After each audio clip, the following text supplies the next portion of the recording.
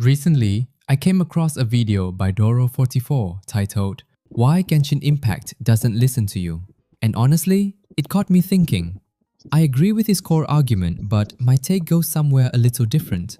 What I want to talk about isn't something you'll hear often, and it might not be what most people expect. I have been playing Genshin since day one. I have done all the Archon quests, events, and explored most of the map. Man, I should spend more time touching grass rather than picking mint. But no, the second thing I usually do after finishing daily is go to Twitter or YouTube to find people crying about the game like it's gonna end of service in 6 to 7 days. This guy literally had a meltdown because of this game.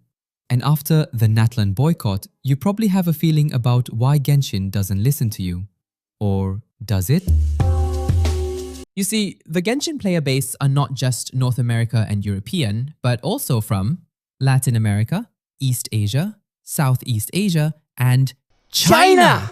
Yeah, players from these regions also criticize the game, if you ask, but they never crash out like NA or EU players.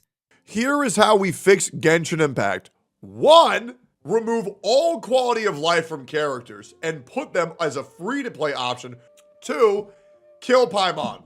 3. Add a skip and summarize button. Overall, you may view them as representing an enormous and deeply loyal player base. Here's what English content creators genuinely struggle to understand. Because there's another market quietly supporting it.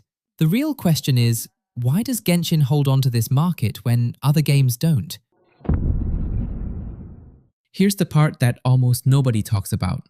To have a presence in many other regions' markets, Hoyoverse has had to pay real costs, not in promises, in actual money and action. Take Vietnam, for example. A foreign game that wants to operate legally there needs publishing licenses through a local publisher, has to follow local content rules. They even added watermarks to the game due to certain regulations. Indonesia has its own content rules and restrictions around violent content. And this same pattern plays out across other markets. These things are not simple. They're not cheap either. A lot of game companies take the easy way out, release unofficially, let players find their own way in, and just ignore the market legally. Or even worse, just region lock everyone out. You don't have to imagine how bad that feels. Just remember the Helldivers 2 region lock drama. Genshin didn't do that. They followed the rules. But the story doesn't stop there. Genshin has one of the best localizations in the gacha space, with 13 at release languages supported. Wuthering Waves? Only 9. But the quality is nowhere near. Is that... Don't you say it! Is that the great Vayuvyastra?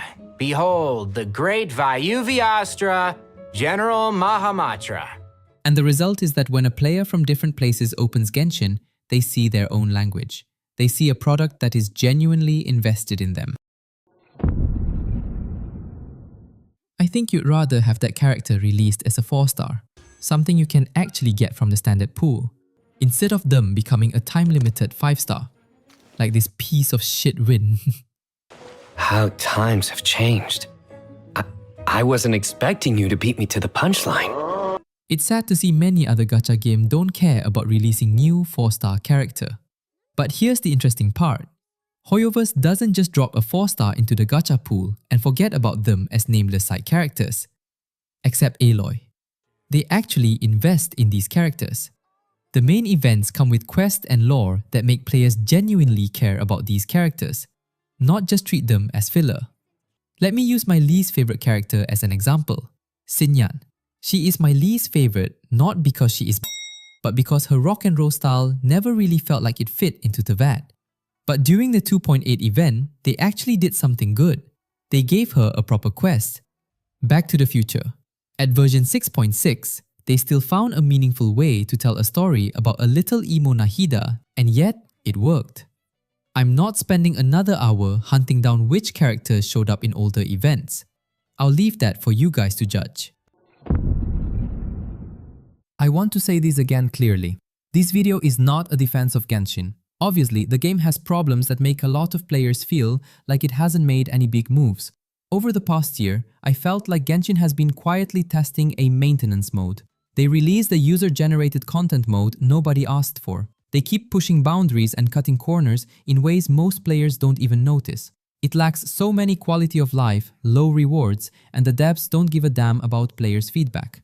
At this point, it's better off moving on to an alternative, or even better, quitting the gacha space altogether rather than waiting for things to change. And things probably won't change, because the cost Hoyoverse is willing to pay is already more than what most competitors can match. Their games simply are not bad enough to fail.